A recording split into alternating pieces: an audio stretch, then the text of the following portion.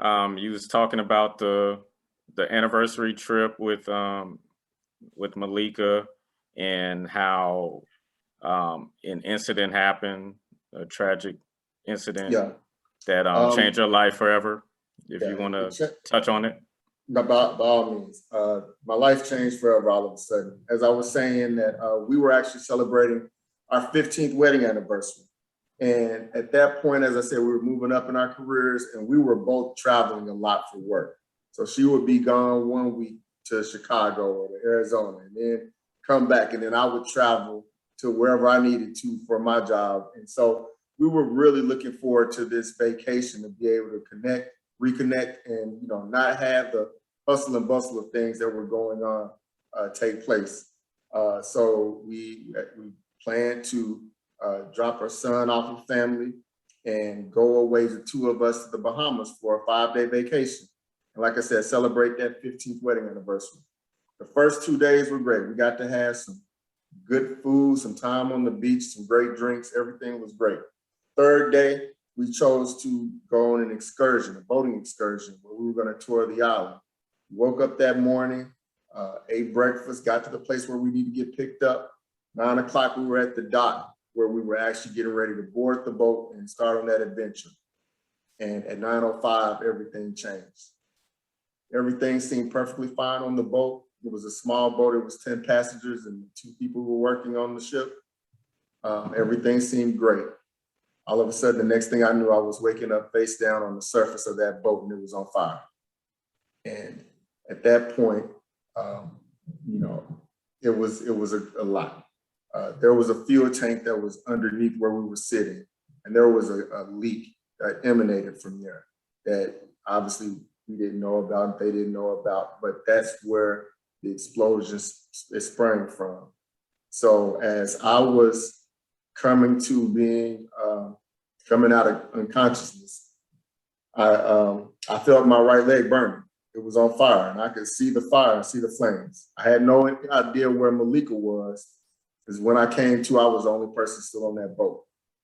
Um, I tried to push myself up, but I couldn't, because from the explosion, broken in so many ways physically. And by the grace of God, there was a second boat that took off at the same time that we did. And they weren't too far away from where we were, since we were only 5 minutes into the trip. So there were people who actually swam over from that second boat to come and save me as I was trying to pull myself away from the flames on that boat. The next thing that I remember, I was right on the back of a pickup truck being carried into this clinic.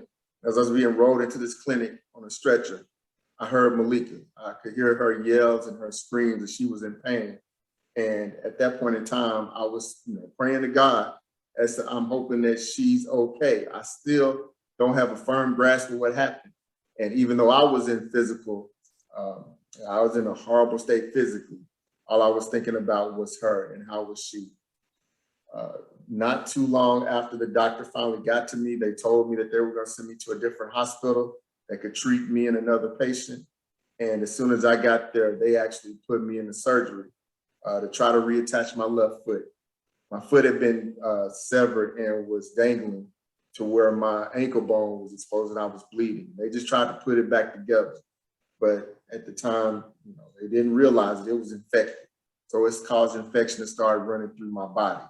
So as they did that and tried to pin my foot back to my leg, when I finally came out of surgery and came to, the doctors came into my room and I asked them, where was Malika? Where was she? Because at the clinic, they had told me that she was going to be coming afterwards. But then as I came to, and the doctors came in, they stepped out the room and talked for a second before they came back in and told me that Malika had passed away. And so at that point, I was crushed. I was heartbroken. I didn't know what to believe. I didn't know what was going on. I knew I was in physical pain, but I didn't realize, that she was taken away, that she was gone. That next morning, I had to call our son and tell him that your mom's not coming home. And that was a tough thing to have to break to him. At the time, he was 12 years old. no kid ever wants to hear that your mom went away on vacation and she passed away in a tragic accident. And then to make matters even worse, later that evening, as I was laying in the bed, I saw my vitals. I saw the EKG monitor above my head. And as I said, that foot that I had was infected that they tried to reattach, was causing it to spread through my body, and my blood pressure, my heart rate, my oxygen levels, my fever, temperature were all red. And I remember laying there praying to God, thinking that this was going to be my last night that I was going to have on earth. I was going to die. So it took a great deal for me to spiritually, emotionally, mentally, and not even physically, but just to try to get through that moment. And also by the grace of God, there were things happening in the background because I had no control over these things, but they were working to get me brought over from the Bahamas to the US to a trauma center that would be able to actually treat me. So luckily that on that third day, I was put on an air ambulance. I was flown into Florida and put into emergency surgery. And that's where they had to take my left leg. Because they said if I would have stayed in the Bahamas 2 more days, I would have died for sure. 1 more day, I might have died. And so, because my vitals were getting bad. And after they took my leg, it was still uncertain if I was going to make it. But then the day after that, I had to go through 4 additional surgeries just to try to get the rest of my body stable and fix everything that was broken. So, I mean, physically, I went through a great deal before I was ever at a point to be able to, take a deep breath and pray and say that, God, you're going to keep me here for a reason.